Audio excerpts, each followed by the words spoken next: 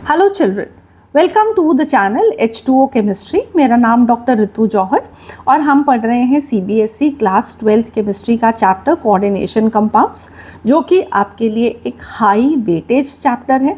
चाहे बोर्ड्स हो, चाहे जेई हो, चाहे नीट हो, हर एक में ये चैप्टर बहुत ज़्यादा वेटेज रखता है। बहुत सारे क्वेश्चन पूछे जाते हैं, तो आपको इसकी एक थॉरो लर्निंग चाहिए, जो कि मेरे चैनल पे दैट इज़ H2O केमिस्ट्री पे आपको एक कंप्लीट डिटेल्ड कोर्स की तरह मिलेगा। मैं आपके साथ NCERT को लाइन बाय लाइन रीड भी करूंगी, मैं आपको कंप्लीट नोट्स भी बनवाऊंगी और मैं आपके साथ जेई और नीट के क्वेश्चंस भी डिस्कस करूंगी, सो दैट कि आपकी एक डिटेल्ड लर्निंग हो। तो इस प्लेलिस्ट का आज है लेक्चर नंबर 4, जहाँ पे हम डिस्कस करने वाले हैं the nomenclature of the coordination compounds. और nomenclature meaning simply the naming of the coordination compounds. तो हम अगर फॉर्मूला गिवन हो तो उससे नेम कैसे लिखते हैं, या अगर आपको नेम गिवन हो तो उससे आप कोऑर्डिनेशन कंपाउंड्स का फॉर्मूला कैसे लिखोगे, ये हम इसमें सीखेंगे। तो चलो शुरू करते हैं हम अपनी पढ़ाई। सो नॉमेनक्लेचर ऑफ कोऑर्डिनेशन कंपाउंड्स में सबसे पहले NCERT को हम रीड करेंगे। सो ये कंप्लीट NCERT यहाँ पे गिवन है, जो हमको टॉपिक यहाँ पे पढ़ना है। सो ये nomenclatures this 5.3 of your textbook. और अगर 5.1, 5.2 की हम बात करें तो मैं अपने प्रीवियस 3 लेक्चर्स में उसको ऑलरेडी डिस्कस कर चुकी हूँ। सो मेक श्योर कि आप अपने उन लेक्चर्स को भी अगर आपने नहीं देखा है तो प्लीज़ ज़रूर देख लो, अपने नोट्स अच्छे से बना लो, सो दैट कि आपकी लर्निंग बहुत अच्छी हो। ठीक है, तो शुरू करें। Nomenclature is important in coordination chemistry because of the need to have an unambiguous method of describing formulas and writing systematic names, particularly when dealing with isomers. So isomers आप लोग ऑलरेडी जानते हो कि उनका मॉलिकुलर फॉर्मूला सेम होता है, उनकी properties में कुछ डिफरेंस होता है। सो अगर मॉलिकुलर फॉर्मूलाज डिफरेंट नहीं है तो उनका हमें एक नेमिंग का प्रॉपर तरीका चाहिए। बाकी सब भी इस तरीके से लिखे हुए होने चाहिए कि अगर आपको नेम गिवन हो तो आप फॉर्मूला डेराइव कर सको, या फॉर्मूला गिवन हो और आप नेम डेराइव कर सको और ये सेम हो throughout the whole world. बिल्कुल जैसे कि ऑर्गेनिक केमिस्ट्री में आपके पास IUPAC नॉमेनक्लेचर है, एग्जैक्टली यहाँ पे भी वही रिकमेंडेशंस को फॉलो करते हुए we have the nomenclature of the organic coordination compounds. So सबसे पहले हम सीखेंगे फॉर्मूला कैसे लिखना है हमने नेम से, और फिर उसके बाद हम देखेंगे कि फॉर्मूला अगर गिवन हो तो हम उसका नेम कैसे लिखते हैं। And then we will be doing the example 5.2 and example 5.3, जो कि आपकी NCERT टेक्स्ट बुक में गिवन है। और फिर उसके बाद इन टेक्स्ट क्वेश्चंस गिवन है, वो मैं आपके लिए एज अ होमवर्क छोड़ूंगी, बट डोंट वरी, उनके भी आपको आंसर्स दूंगी। और हम क्या प्रैक्टिस करेंगे, हम जेई और नीट के PYQs भी देखेंगे जो कि इस टॉपिक में से पूछे गए हैं, सो दैट कि आपकी एक थॉरो लर्निंग हो आपके एग्जामिनेशन के लिए। सो नॉमेनक्लेचर में सबसे पहले हमको क्या करना है, formula of homonuclear coordination entities ऊपर गिवन था, मैंने उसको इवन कंपाउंड ही कर दिया कि अगर उसके बाद कंप्लीट कोऑर्डिनेशन कंपाउंड का फॉर्मूला गिवन हो या सिर्फ कॉम्प्लेक्स आयन का फॉर्मूला गिवन हो, आप उसको आंसर कर सको। ठीक है, और यहाँ पे जब मैं अपने नोट्स आपको दिखाऊंगी तो मैंने ये जो रूल्स हैं सारे 1 by 1 खुद से अपने हैंड रिटन फॉर्म में लिख दिए हैं, क्योंकि मुझे आपको इनको एग्जाम्पल्स के साथ समझाना था। सो उसके बाद एक्चुअली में इसको रीड करना रिक्वायर्ड नहीं होगा, क्योंकि मैंने एग्जैक्टली इनको ऐसे ही कॉपी डाउन किया है। ठीक है, सो सबसे पहला अगर हम बात करें कि मेरे पास, मैं एक एग्जाम्पल के साथ शुरू करती हूँ। We have an example triammine triaqua chromium 3 chloride. तो हमने इसका फॉर्मूला लिखना है, तो सबसे पहले तो हम इसी को डिकोड करते हैं कि यहाँ पे हमको क्या क्या चीज़ें गिवन हैं। तो ट्राईअमीन क्या होगा, अमीन क्या है, अमोनिया, ठीक है। तो ये कहाँ से आया, हमने टाइप्स ऑफ लाइगेंड्स सीखे थे लेक्चर नंबर 2 में। अगर आपने वो लेक्चर अभी तक नहीं देखा तो प्लीज़ मेक श्योर नॉमेनक्लेचर को देखने से पहले आप टाइप्स ऑफ लाइगेंड्स को ज़रूर देख लो, उनको याद कर लो, बिकॉज वो यहाँ पे अप्लाई होने वाला है और उसके बिना आपकी नेमिंग प्रॉपर तरीके से आप नहीं सीख पाओगे, ठीक है। मैंने ऊपर आप आई बटन पे आप उसका लिंक भी देख सकते हो। तो इनफैक्ट अगर आपने वो नहीं देखा, आपने टाइप्स ऑफ लाइगेंड्स उनके नेम्स को याद नहीं किया है, तो डू दैट फर्स्ट। तो triammine, ammine stands for ammonia, triammine मतलब 3 अमोनिया, ठीक है। So triammine is NH3 thrice. Triaqua, aqua stands for water, so water के 3 मॉलिक्यूल्स प्रेजेंट होंगे। फिर क्रोमियम प्रेजेंट होगा as the central metal atom, जिसकी oxidation state कितनी है, जो कि यहाँ पे रोमन लेटर्स में गिवन है, दैट इज 3। और फिर क्लोराइड, ठीक है। सो क्लोराइड कौन है, Cl negative, chromium is Cr3+। तो पहले आपने इसको डिकोड कर लिया।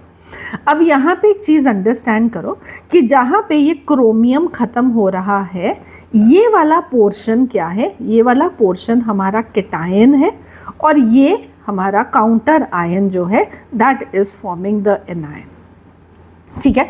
तो आपको इसको स्प्लिट करना भी नाम में आना चाहिए कि कैटायन कौन सा है और एनायन कौन सा है। और अब हम सीखते हैं व्हाट आर द रूल्स, ठीक है। सो सबसे पहले जैसे कि आपने एग्जाम्पल में भी देखा कि हम पहले कैटायन को लिखते हैं और फिर हम एनायन को लिखते हैं, बिल्कुल वैसे ही जैसे कि हम कोई भी सिंपल कंपाउंड का भी लिखते हैं। तो हम क्या लिखते हैं, sodium chloride, that is NaCl। तो हम पहले कैटायन का नाम लिखते हैं फिर एनायन का नाम लिखते हैं। तो कोऑर्डिनेशन कंपाउंड में भी एग्जैक्टली हम यही चीज़ को फॉलो करेंगे।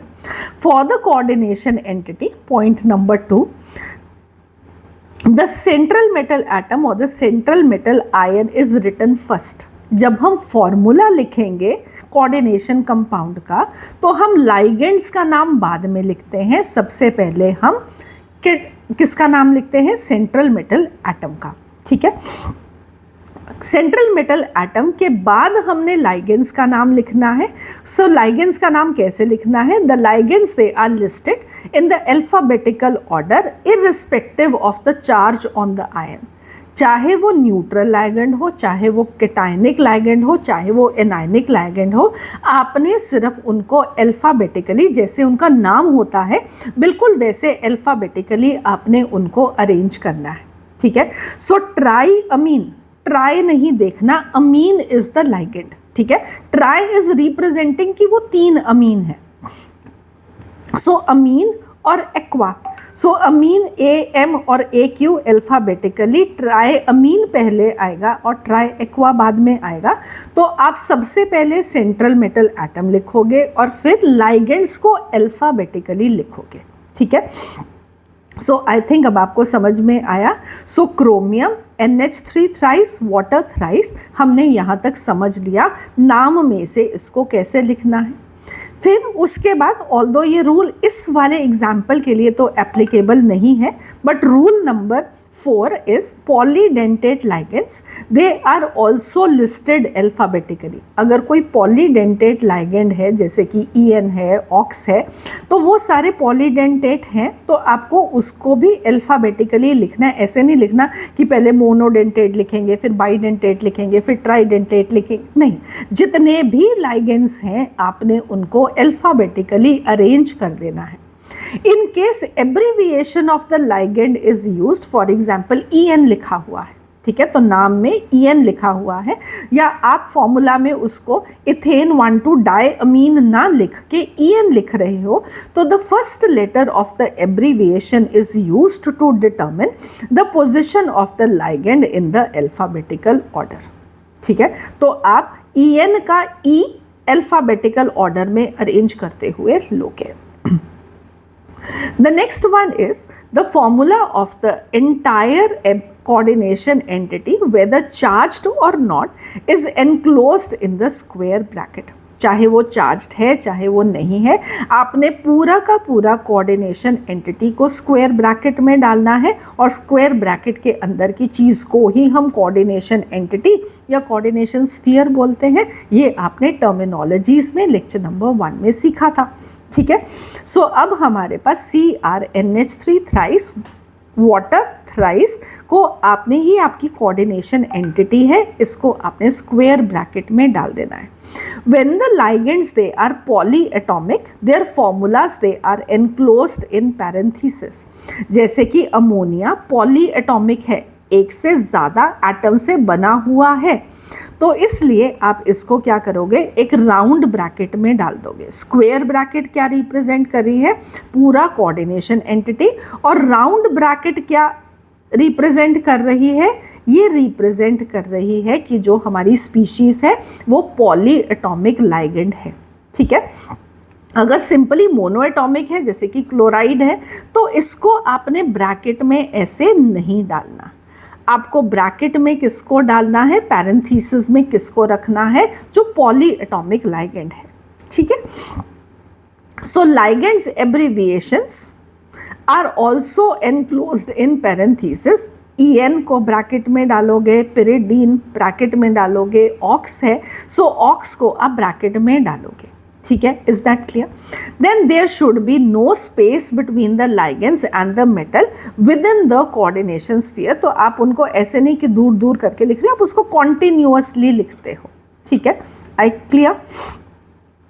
सो the next, when the formula of the charged coordination entity is to be written without the counter ion, the charge outside the square bracket as a right superscript with the number before the sign।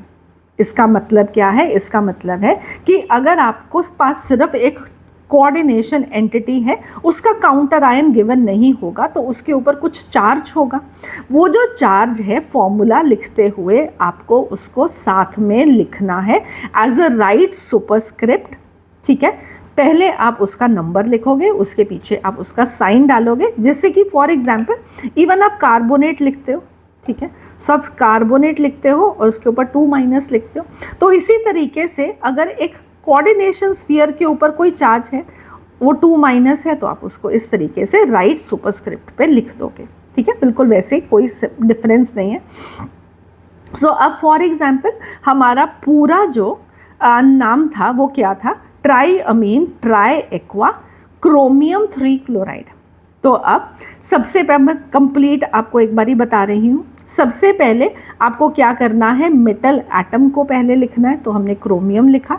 फिर उसके बाद आपको alphabetically सारे ligands को arrange करके लिखना है। तो अमीन पहले आएगा, एक्वा बाद में आएगा, तो 3 अमीन है और 1 एक्वा है। और इसके बाद क्रोमियम 3 आया, तो इसके मतलब यहाँ पे कैटायन ख़त्म हो गया, तो ये आपका स्क्वायर ब्रैकेट के अंदर चला गया। और ये जो क्लोराइड है ये एनायन फॉर्म कर रहा है, तो ये ब्रैकेट के बाहर चला गया। ठीक है, अब ये कितने काउंटर आयंस प्रेजेंट हैं ये कैसे पता लगता है, वो हमें क्रोमियम की ऑक्सीडेशन स्टेट से पता लगता है। ठीक है, समझो कैसे। तो आपको क्या करना है, किसी भी नेमिंग को करते हुए आपको सेंट्रल मेटल एटम की ऑक्सीडेशन स्टेट को कैलकुलेट करना है। तो ऑक्सीडेशन नंबर क्रोमियम का क्या होगा, क्रोमियम की ऑक्सीडेशन स्टेट ऑलरेडी गिवन है आपको, ये 3 जो कि रोमन लेटर में गिवन है। सो क्रोमियम इज 3, अमोनिया न्यूट्रल है तो कोई चार्ज नहीं, 0, वाटर न्यूट्रल है 0, और क्लोराइड क्या है, क्लोराइड आपको नहीं पता कि कितने एटम्स हैं, बट एक क्लोराइड आयन पे -1 होगा। सो आपने टोटल मॉलिक्यूल इज न्यूट्रल, तो आपने उसको 0 लिख दिया। सो जब आप इसको सॉल्व करोगे तो now 3 - x this is equal to 0, so x is 3। So what is now x? X is the number of the counter ions over here। इसका मतलब ये है कि 3 क्लोराइड के आयंस होने चाहिए। तो हमारा कंप्लीट फॉर्मूला क्या होगा, CrNH3 thrice, water thrice and 3 counter ions as the chloride ions. ठीक है, अब अगर आप इसको स्प्लिट करके देखोगे तो व्हाट डू यू हैव, यहाँ से आप अगर इसको ब्रेक करोगे तो 3 क्लोराइड आयंस का मतलब 3 नेगेटिव चार्ज है, तो आपके कोऑर्डिनेशन स्फीयर के ऊपर चार्ज कितना है, 3 पॉजिटिव। तो अगर मुझे ये क्लोराइड आयंस के बिना सिर्फ कोऑर्डिनेशन एंटिटी का ही फॉर्मूला देना हो तो हम इसके ऊपर यहाँ पे 3 पॉजिटिव डालेंगे। ठीक है, I hope this is clear. The next is the charge of the cation is balanced by the charge on the anion. So I think ये अब आपको बिल्कुल क्लियर हो गया कि कैसे charge of the cation charge of the anion के साथ बैलेंस होता है।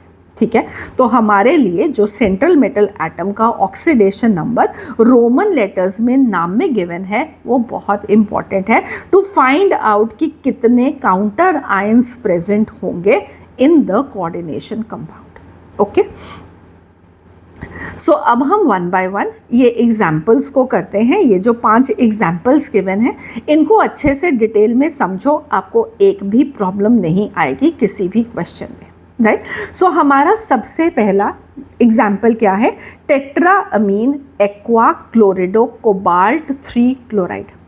तो सबसे पहले आप आइडेंटिफाई कर लो कि आपके पास ये पोर्शन क्या है, 3 तक ये केटायन है और ये वाला पोर्शन क्लोराइड क्या है, एनायन है। ठीक है, तो मेरा कोऑर्डिनेशन स्फीयर इस हिस्से में है। फिर आप आइडेंटिफाई करो कि आपके कौन कौन से लाइगेंड प्रेजेंट है। तो यहाँ पे टेट्रा अमीन प्रेजेंट है, मीनिंग NH3 ठीक है, 4 अमीन प्रेजेंट है, 4 अमोनिया प्रेजेंट है। फिर उसके बाद लिखा है एक्वा मतलब कि वाटर, क्लोरिडो मतलब कि क्लोराइड आयन प्रेजेंट है, और एक आपका सेंट्रल मेटल एटम क्या है, cobalt in the +3 oxidation state.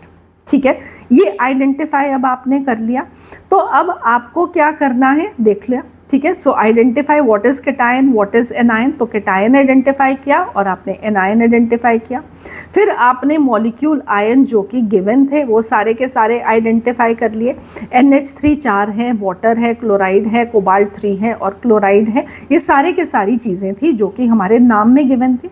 सबसे पहले हमने केटायन लिखना है, फिर हमने एनायन लिखना है। कोऑर्डिनेशन स्फीयर में हम पहले स्क्वायर ब्रैकेट ओपन करेंगे, फिर हम मेटल को पहले लिखेंगे, फिर हम लाइगेंड्स को अल्फ़ाबेटिकली लिखेंगे और अपनी स्क्वायर ब्रैकेट को क्लोज कर देंगे।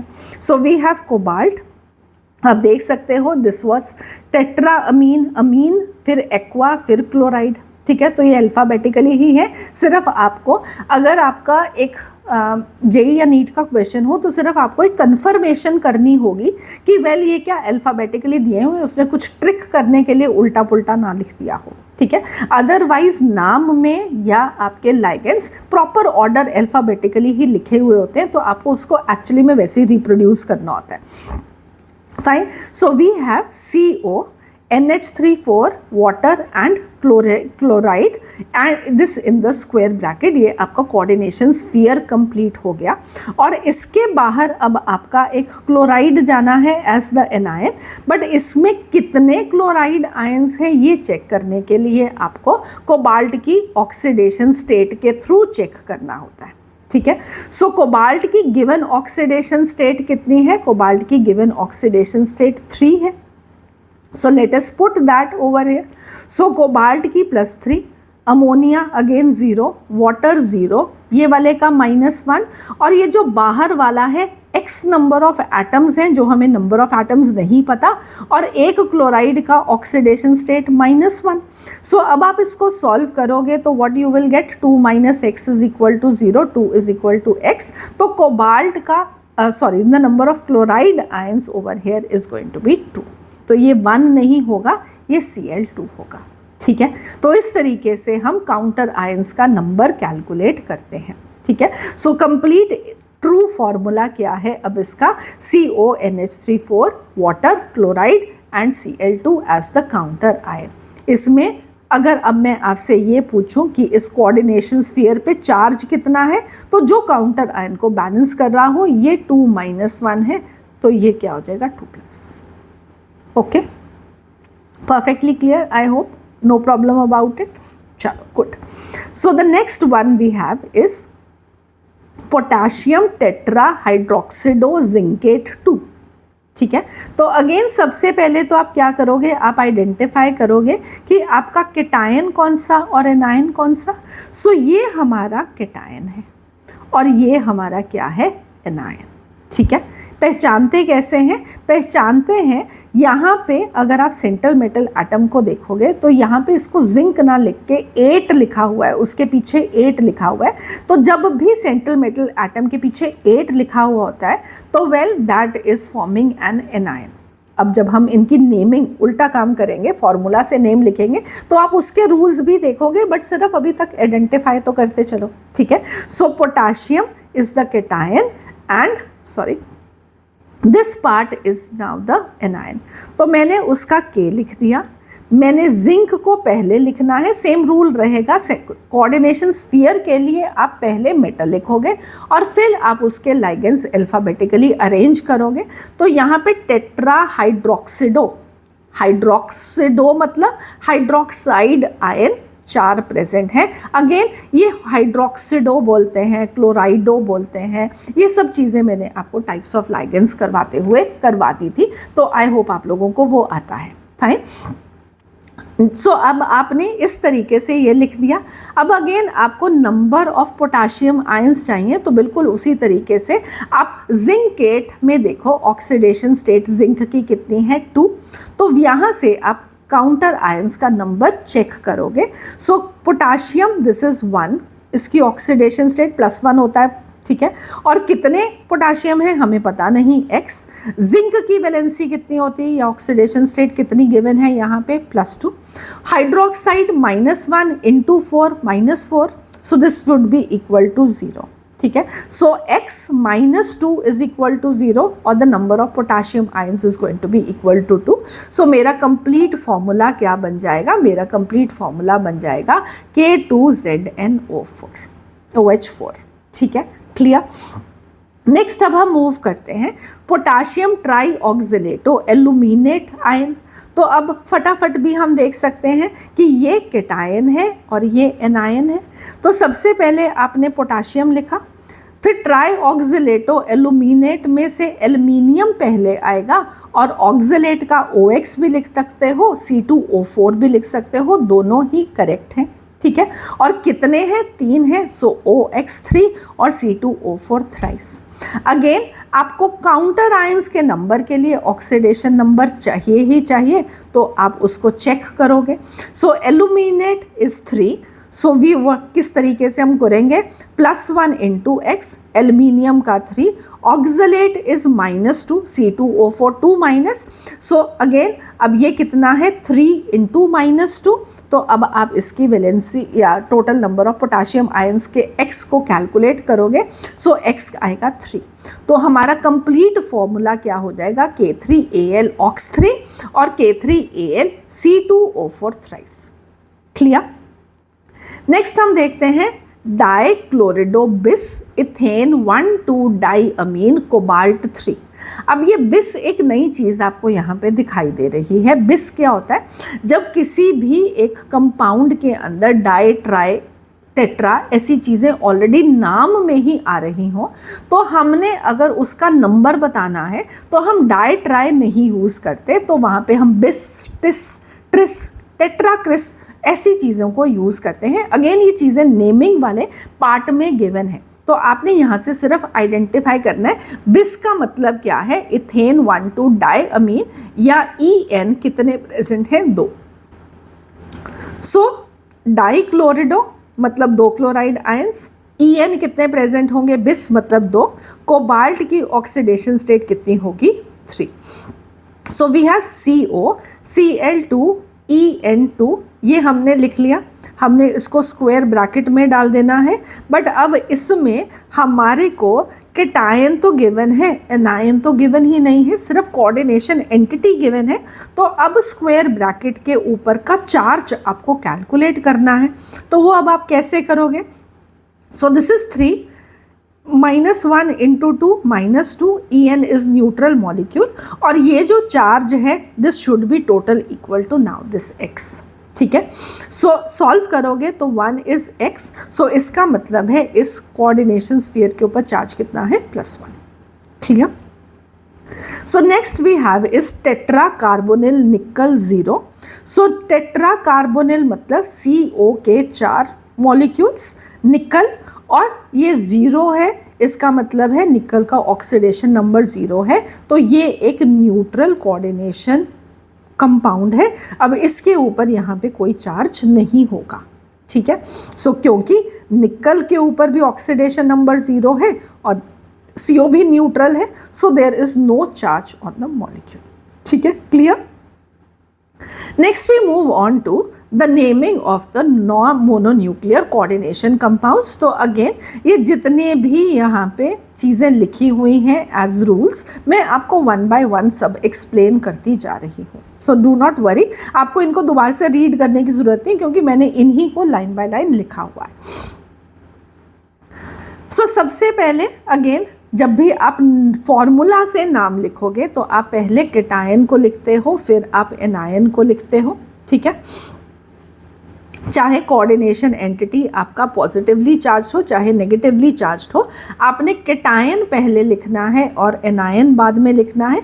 जैसे कि हमारे 2 example CONH34H2OCl in as the coordination entity and chloride, तो इसमें कोऑर्डिनेशन एंटिटी एक केटायन है।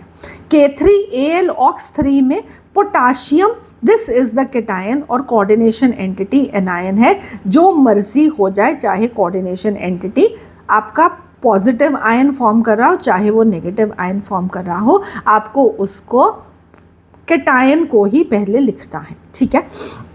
The next ligands, they are named first in the alphabetical order, और फिर हम सेंट्रल मेटल एटम का नाम लिखते हैं, ठीक है। तो अब फॉर्मूला में हमने पहले लाइगेंड्स नहीं लिखे थे, सेंट्रल मेटल एटम लिखा था और फिर अल्फ़ाबेटिकली लाइगेंड्स को डाला था।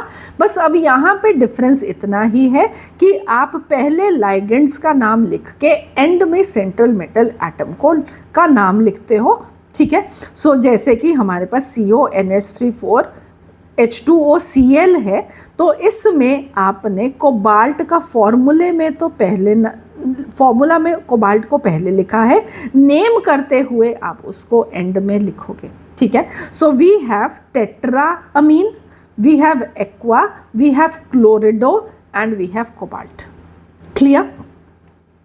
अब एनायनिक लाइगेंड्स में आपको एक और चीज़ का ध्यान रखना है कि anionic ligands they end in O, that is fluorido, chlorido, hydroxido. Again जैसे कि आपको पिछले लेक्चर नंबर 2 में भी समझाए थे कि अगर आपके पास एनायनिक लाइगेंड्स होंगे तो आप उनके पीछे फ्लोरिडो, क्लोरिडो, हाइड्रोक्सिडो, ऑक्सीडो, नाइट्रिडो, इस तरीके से पीछे O लिखते हो, ठीक है। न्यूट्रल लाइगेंड्स को हम सेम तरीके से लिखते हैं, एक्सेप्शंस कि वाटर को आप एक्वा लिखते हो, अब NH3 को अमोनिया ना लिख के अमीन विद लिखते हो with a double M, CO को आप कार्बन मोनोऑक्साइड ना लिख के कार्बोनिल लिखते हो, NO को आप नाइट्रोसिल लिखते हो। सो ये सारी चीज़ें अगेन लेक्चर नंबर 2 में मैंने पढ़ाई हुई हैं, ठीक है। और कैटायनिक लाइगेंड्स भी सेम ही रहते हैं।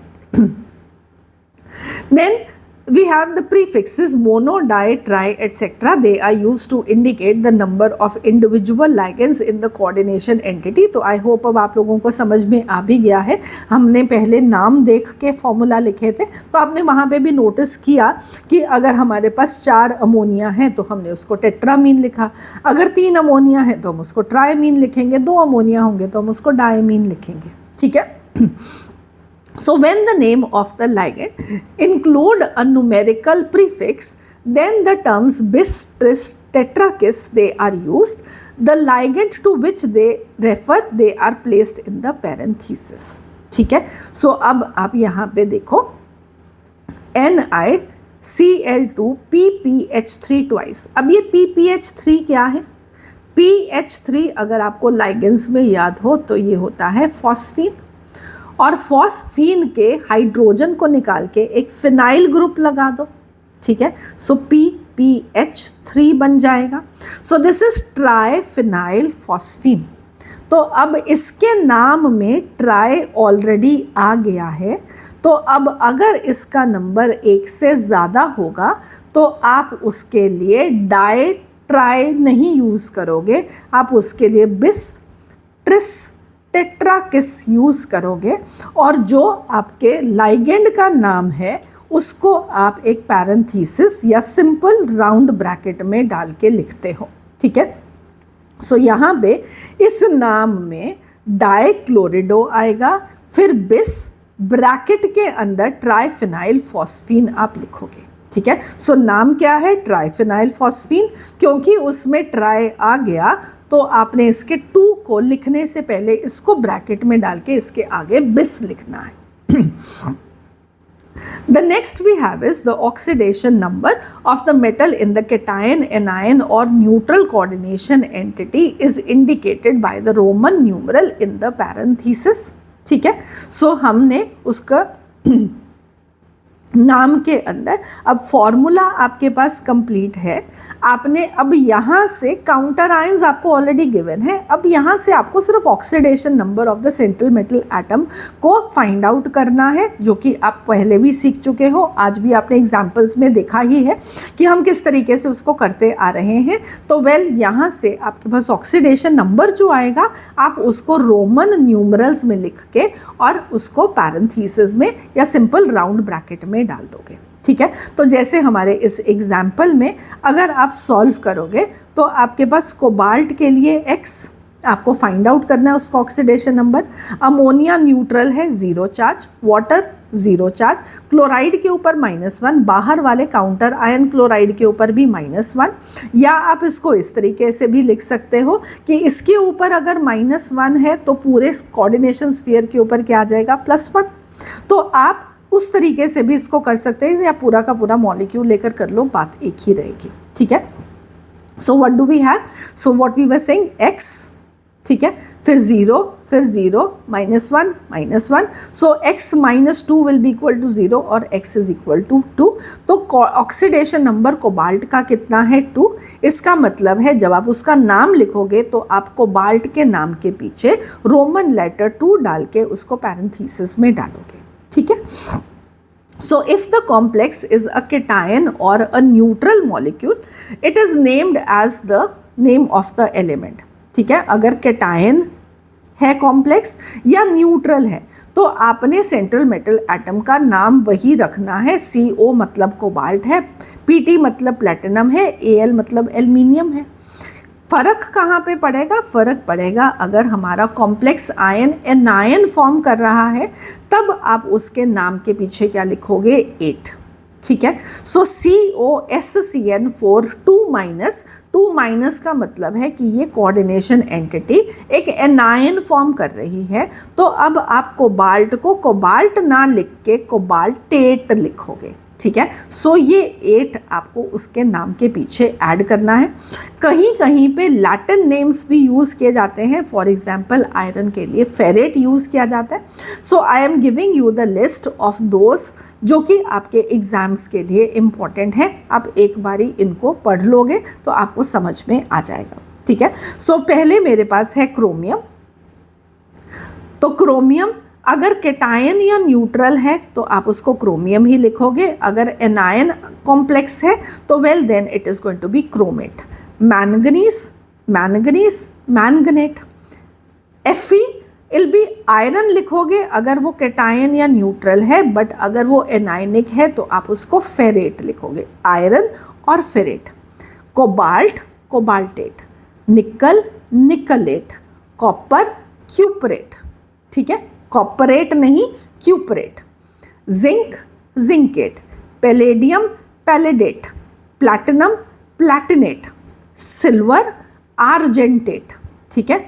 तो अगर आप केटायन न्यूट्रल है तो उसका नॉर्मल नेम ही चल रहा है, लैटिन नेम आप कहाँ पे यूज़ कर रहे हो? लैटिन नेम आप सिर्फ और सिर्फ एनायनिक कॉम्प्लेक्सेस के अंदर कर रहे हो। गोल्ड ऑरेट, मर्करी, और यहाँ पे हाइड्रागायरमेट नहीं लिखना, मर्क्यूरेट ही है, ठीक है। टाइटेनियम टाइटेनेट, ठीक है। सो ये कुछ एग्जाम्पल्स हैं। I think this will be more than sufficient आप लोगों को हेल्प करने के लिए जहाँ जहाँ पे आपके क्वेश्चंस आएंगे।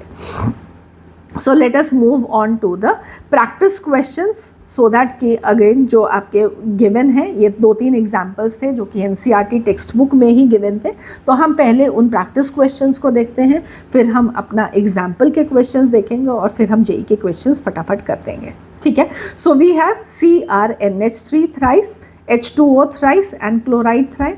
सो सबसे पहले हमारा ये केटायन है और ये एनायन है, ठीक है। अब आपको क्या लिखना है, सबसे पहले आपको आइडेंटिफाई करने हैं कि आपके लाइगेंड्स कौन से हैं। तो ये क्या बन जाएगा, ट्राई अमीन, ये क्या बन जाएगा, ट्राई एक्वा।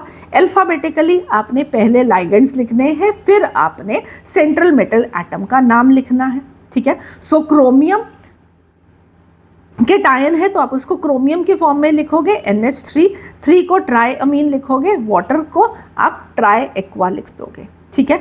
फिर आप क्या करोगे, आप क्रोमियम का ऑक्सीडेशन नंबर को कैलकुलेट करोगे, क्योंकि क्रोमियम के बाद आपने रोमन लेटर्स में उसको डालना है, तो आप उसको कैलकुलेट कर सकते हो। आई होप दिस इज़ क्लियर ना कि क्रोमियम दिस इज़ X, ये आपका 0 है, ये आपका 0 है, ये -3 आएगा, तो क्रोमियम की वैल्यू कितनी आ जाएगी, +3। सो हमारा कंप्लीट नेम क्या हो जाएगा, triammine triaqua chromium 3 chloride. Perfect, कोई प्रॉब्लम, चलो good. So the next we have is CO NH2 CH2 CH2 NH2। ये कौन है, ये है इथेन 1,2 डाइअमीन या शॉर्ट में EN। इसके कितने मॉलिक्यूल्स प्रेजेंट हैं, 3 मॉलिक्यूल्स प्रेजेंट हैं। And we have a sulphate over here. So sulphate और तो ये आपके पास कंप्लीट मॉलिक्यूल बन गया, ठीक है। तो वेल अब कोबाल्ट के लिए क्या लिखना है, कोबाल्ट ही लिखना है, क्योंकि ये केटायन फॉर्म कर रहा है कॉम्प्लेक्स। फिर आपके पास इथेन 1,2 डाइअमीन है और ये एक बाइडेंटेट न्यूट्रल लाइगेंड है, जस्ट फॉर योर इन्फॉर्मेशन। और यहाँ पे क्योंकि इसके नाम में डाई लिखा हुआ है और ये कितने मॉलिक्यूल्स प्रेजेंट हैं, 3। तो अब आप यहाँ पे इसमें ट्राई नहीं यूज़ करके क्या यूज़ करोगे, ट्रिस, ठीक है। सो ट्रिस इथेन 1,2 डाइअमीन बनेगा। आपको कोबाल्ट का ऑक्सीडेशन नंबर कैलकुलेट करना है, तो ये न्यूट्रल है। सल्फेट कितने प्रेजेंट है, 3 प्रेजेंट है और -2 चार्ज है, okay. So this is going to be, अगर मैं यहाँ पे लिख दूँ तो ये -2 × 3, ये कितना हो गया, +6, ठीक है। बट +6 किसको बैलेंस कर रहा है, 2 को, ठीक है। तो अब ये न्यूट्रल हुआ तो कोबाल्ट पे कितनी वैलेंसी आ जाएगी, +3, या ऑक्सीडेशन नंबर कितना हो जाएगा, +3। So +3 × 2 should be equal to -6, fine. So इसके ऊपर टोटल 2 के ऊपर चार्ज कितना है, +6, 1 के ऊपर चार्ज कितना हो जाएगा, +3। ये वाला पोर्शन न्यूट्रल है तो कोबाल्ट कितना हो गया, 3, fine. So this it will be cobalt 3। सो हमारा कंप्लीट नेम क्या बनेगा, ट्रिस इथेन 1,2 डाइअमीन। और ट्रिस के बाद आपको अपना जो लाइगेंड है उसको किस में डालना था, एक पैरेंथीसिस में कोबाल्ट। कोबाल्ट के बाद उसके ऑक्सीडेशन नंबर पैरेंथीसिस में रोमन लेटर लिखना है और फिर उसके बाद आपने सल्फेट लिख दिया, ठीक है। अब ये वाला एक एग्जाम्पल जो है ये आपके लिए इम्पॉर्टेंट है, आप इसको भी समझ लो कि आप इसको किस तरीके से सॉल्व करते हो, ठीक है। तो आपके पास AgNH3 AgCN2 है। अब आप इसमें कैसे सॉल्व करोगे, सबसे पहले आपको ये पता होना चाहिए कि इसमें से कौन सा केटायन है, कौन सा एनायन है। जो केटायन फॉर्म करेगा, पहले ऑब्वियसली ये पहले लिखा हुआ है तो ये केटायन है, ये बाद में लिखा हुआ है तो ये एनायन है। तो आप इसमें जो सिल्वर है उसके लिए सिल्वर लिखोगे और जो एनायन है उसमें उसको आर्जेंटेट लिखोगे। ऑक्सीडेशन नंबर क्या है सिल्वर का, कैसे कैलकुलेट करेंगे, क्योंकि आपको दोनों में इसका ऑक्सीडेशन नंबर लिखना होगा। तो उसको करने के लिए आपके पास 2 सिल्वर है, इसको सबको इकट्ठा ले लो। आपके पास 2 सिल्वर है और सिल्वर का ऑक्सीडेशन नंबर आपको कैलकुलेट करना है, तो दिस इज 2x। अमोनिया के लिए 0, साइनाइड 1 के ऊपर -1 होता है तो 2 के ऊपर -2 हो जाएगा। And this whole is neutral, so this is equal to 0। So 2x will be equal to 0, x will be equal to +1। तो दोनों सिल्वर की ऑक्सीडेशन स्टेट क्या है, +1, ठीक है। सो ये आप इस तरीके से इसको करोगे। तो अब आपके पास केटायन क्या है, AgNH3 ट्वाइस, इसके ऊपर एक +1 चार्ज आ जाएगा, ठीक है। तो सिल्वर के ऊपर +1 है, ये न्यूट्रल है, तो the total so the total on the coordination entity the charge is going to be +1, ठीक है। एनायन लोगे तो सिल्वर +1 है और ये -2 है, तो इसके ऊपर टोटल के ऊपर चार्ज कितना है, -1। सो हमारा पूरा कॉम्प्लेक्स किस तरीके से लिखा है, cation AgNH3 twice is +1, AgCN twice is -1, as a whole +1 -1 cancel out, तो आपका मॉलिक्यूल क्या हो गया, न्यूट्रल। अब आते हैं इनके नाम के ऊपर। तो आपके पास सबसे पहले आपको क्या लिखना है, लाइगेंड का नाम, तो ये क्या है, डाई सिल्वर 1, और फिर उसके बाद डाईसाइनाइडो, साइनाइड के लिए क्या लिखते हैं, साइनाइडो। सो साइनाइडो या साइनाइडो सी भी लिख सकते हो आप इसको। तो दिस इज डाईसाइनाइडो, सिल्वर नहीं लिखेंगे, आर्जेंटेट 1, ठीक है। I hope this is clear.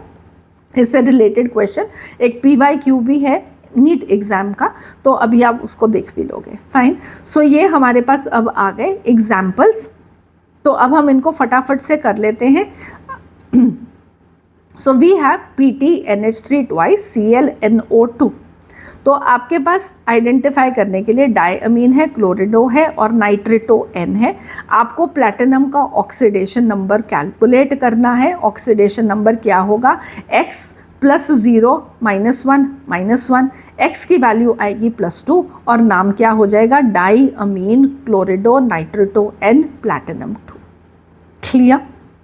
Next देखते हैं, we have K3Cr C2O4 thrice. सो ये कौन कौन है, कैटायन पोटाशियम है और आपका कॉम्प्लेक्स एनायन फॉर्म कर रहा है, जिसमें क्रोमियम नहीं लिखेंगे, अब क्रोमेट लिखेंगे, और इसको क्या लिखेंगे, ऑक्सलेट आयन 3 है, ट्राई ऑक्सलेटो। फटाफट इसका ऑक्सीडेशन नंबर को आप कैलकुलेट कर लोगे, तो अब मैं नहीं कर रही हूँ, यहाँ पे आप कैलकुलेशन करोगे तो क्रोमियम की ऑक्सीडेशन स्टेट 3 आएगी। तो हमारा कंप्लीट नाम क्या हो जाएगा, पोटाशियम, कैटायन का नाम पहले, trioxalato chromate 3। Next we move on to COCl2En twice Cl, ठीक है। तो अब सीधा सबसे पहले क्या करो, ऑक्सीडेशन नंबर को कैलकुलेट कर लो कोबाल्ट का। तो कोबाल्ट का ऑक्सीडेशन नंबर कैलकुलेट करोगे तो +3 आएगा। अब ये आपका कैटायन है, तो क्या बनेगा, डाईक्लोरिडो, फिर उसके बाद क्या आएगा, बिस इथेन 1,2 डाईअमीन, फिर उसके बाद कोबाल्ट 3 क्लोराइड, ठीक है। So we have CONH3 5 CO3Cl, तो पेंटाअमीन बनेगा, और ये क्या बनेगा, कार्बोनेटो। कार्बोनेट क्या होता है, कार्बोनेटो। तो अब अगेन कोबाल्ट का ऑक्सीडेशन नंबर आपको कैलकुलेट करना है।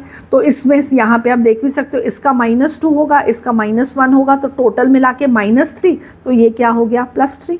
सो pentaammine carbonato cobalt 3 chloride, right. Next we move on to HgCO SCN4, तो मरकरी, देन ये कौन है, साइनेटो, और okay this should be thiocyanato, ठीक है। So this should be thiocyanato, okay sorry my bad. So या आप उसको थायोसाइनेटो लिखोगे या आप उसको साइनेटो S लिखोगे, ठीक है। So this is cyanato S, and कितने हैं, टेट्रा, सो दिस इज 4, ठीक है। सो 4 साइनेटो S, कोबाल्ट नहीं लिखेंगे, कोबाल्ट 8, और उसका ऑक्सीडेशन नंबर S3, ठीक है। सो नाउ फटाफट से हम JEE मेंस के क्वेश्चन भी देख लेते हैं कि क्या आपको करने आ गए। तो पहले अब अगेन पॉज करके खुद से अपना आंसर चूज़ करो और फिर उसके बाद ही आप उसका सोल्यूशन देखो। सो आई होप आप लोगों ने कर लिया है। तो अगर आपने कर लिया है तो अब आप देख सकते हो कि आपको सबसे पहले प्लैटिनम आप ऑक्सीडेशन नंबर अब तो आप बाद में भी लिख सकते हो, पहले तो आप ये देखो कि आपके लाइगेंड्स कौन हैं। तो ये आपका डाईब्रोमाइड है और ये क्या है, ट्राई मिथाइल फॉस्फीन, ठीक है। सो अब फिनाइल नहीं है, ये ट्राई मिथाइल है, P और CH3 थ्राइस यहाँ पे दिया हुआ है हाइड्रोजन निकाल के। सो this is tri methyl phosphine, ठीक है। तो ट्राईफिनाइल फॉस्फीन में अब ट्राई तो फिर से आ गया, तो ये 2 हैं, तो आप इसके आगे लिखोगे बिस। तो हम पहले देख लेते हैं ब्रोमो, तो ये ब्रोमो नहीं है, ठीक है। बिस ब्रोमो नहीं है, गलत है। ड्राई ब्रोमो, हाँ ये सही है, ठीक है। बिस ट्राइफिनाइल ड्राई ब्रोमो, पहले ब्रोमीन डाई ब्रोमो आना है, तो ये वाला भी गलत है। डाई ब्रोमो, ये वाला part, die bromo dry bromo, ठीक है। फिर उसके बाद आपने बिस लिखना है, डाई नहीं लिखना है, तो यहाँ पे बिस आ गया। फिर ट्राइफिनाइल प्लैटिनम, ऑक्सीडेशन स्टेट को कैलकुलेट करने की ज़रूरत ही नहीं पड़ी, मुझे सिर्फ लाइगेंड के नाम से यहाँ से पता लग गया कि मेरा आंसर क्या होगा, that is going to be 4।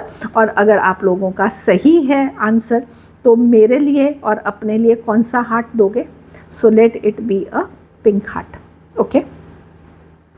चलो, so I hope this is clear now. So for the correct name is going to be dibromo bis trimethyl phosphine platinum 2। So oxidation number आपको कैलकुलेट करना नहीं पड़ा, आप सिर्फ यहाँ से देख के भी उसको फटाफट चेक कर सकते हो। So the next we have is K2MnO4, right. तो अब आप इसका नाम फटाफट से खुद से ट्राई करो कि क्या होगा।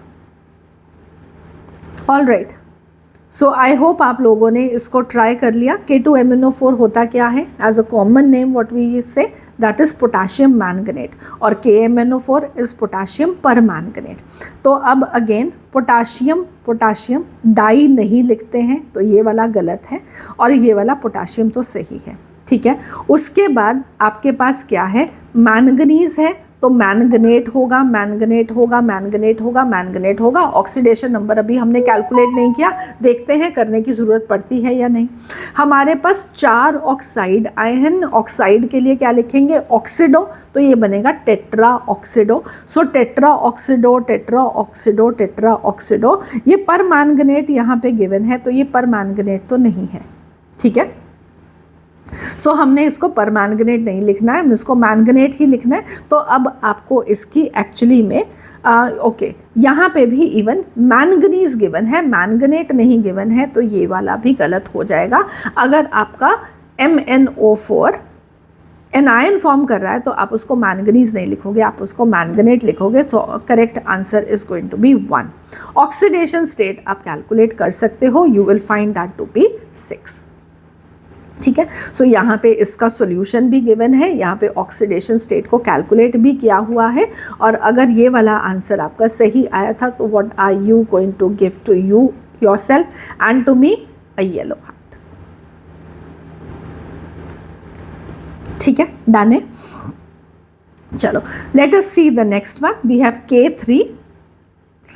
K3CO C2O4 thrice. सो हमारे पास क्या है? Tri oxalato. तो पोटाशियम पोटाशियम पोटाशियम पोटाशियम तो ठीक है। आप यहाँ पे ट्रिस नहीं यूज़ करोगे ऑक्सीलेटो के लिए, तो ये दोनों तो गलत हो जाएंगे, ठीक है। So this is wrong, this is wrong. तो ट्राई ऑक्सीलेटो तो ठीक है।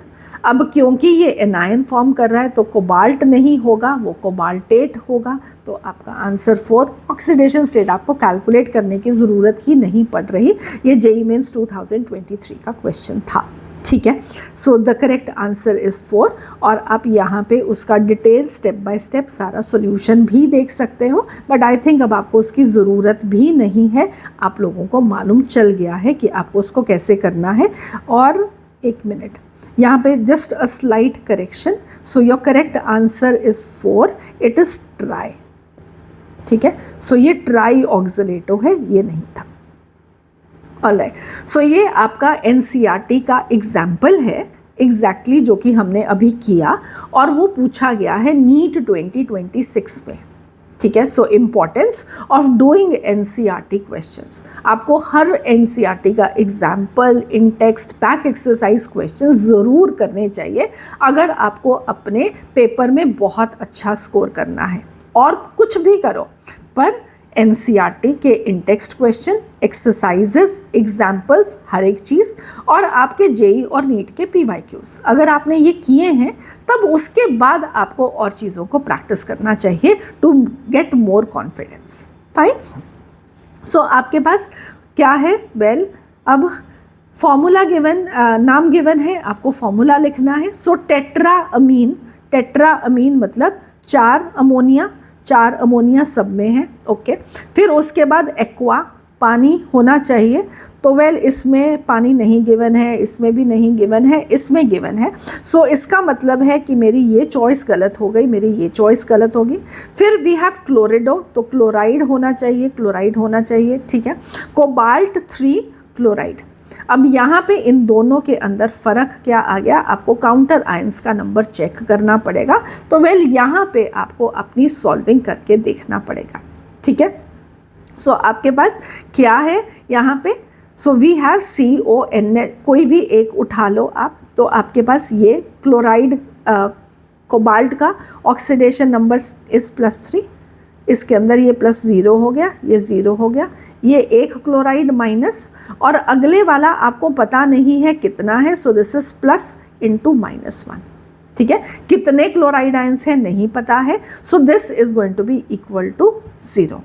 सो 3 - 1 minus x is equal to 0.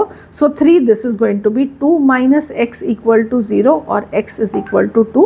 तो आपको 2 क्लोराइड आयंस चाहिए थे, यहाँ पे एक ही काउंटर है, यहाँ पे 2 हैं, so your correct answer is 1, ठीक है। I hope this is clear. So आप उसकी अगेन सॉल्विंग यहाँ पे सॉल्यूशन में देख सकते हो, आप स्क्रीनशॉट भी देख सकते हो, बट आई थिंक आप लोगों को समझ में आ गया।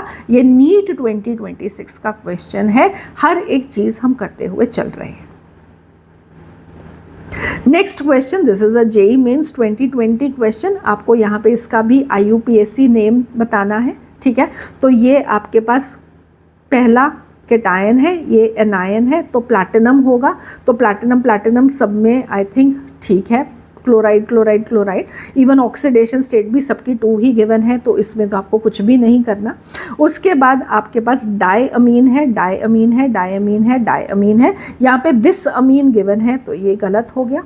उसके बाद आपका नेक्स्ट नाम में क्या होना चाहिए, आपके पास क्लोराइड होना चाहिए, सो क्लोरिडो और क्लोरिडो। यहाँ पे पहले आपका मिथेना अमीन गिवन है, तो ये गलत है, ठीक है। सो A पहले आएगा, फिर C आएगा, फिर मिथेना अमीन आएगा, और इसका CH3NH2 क्या होता है, this is methanamine, not amino methane, ठीक है। So the correct answer should be your question choice number 2। So the correct answer is choice number 2। Again आप यहाँ से इसको रीड भी कर सकते हो, बट हमने एक एक स्टेप खुद से किया है, तो आपको समझ में भी आ गया।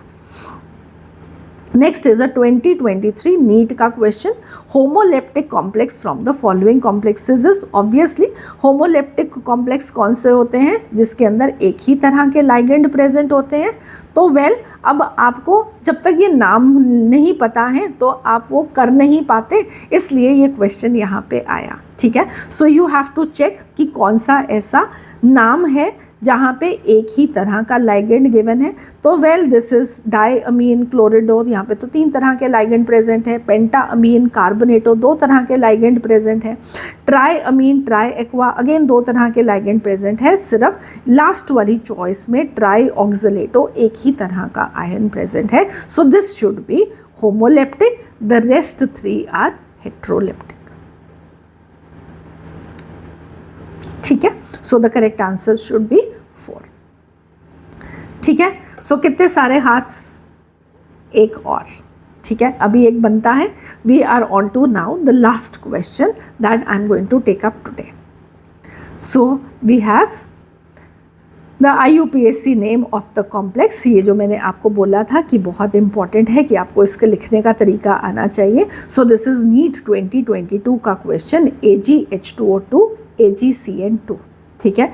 तो ये कैटायन है, ये आपका एनायन है।